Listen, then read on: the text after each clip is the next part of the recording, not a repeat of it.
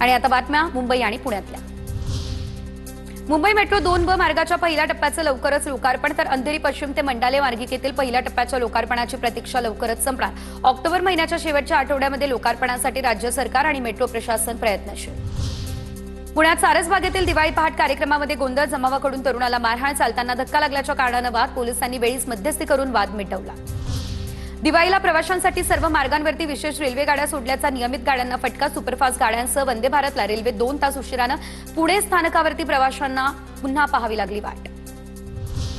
10वी आणि 12वीच्या परीक्षा शुल्कामध्ये आता 50 रुपयांची वाढ, ऐन महागाईमध्ये परीक्षा शुल्क वाढलं त्यामुळे पालकांच्या खिशाला झळ। 10वी आणि 12वीच्या परीक्षेसाठी नाव नोंदणी 30 ऑक्टोबरपर्यंत असणार सुरू।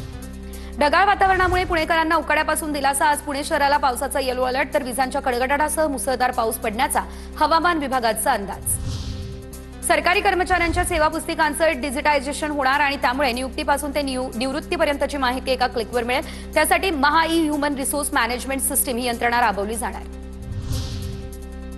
पाडव्यानिमित्त मुंबईच्या मुंबादेवी मंदिरामध्ये भाविकांची मोठ्या प्रमाणात गर्दी, देवीच्या दर्शनासाठी महाराष्ट्रासह देश विदेशातून भाविक मुंबादेवी मंदिरात दाखल।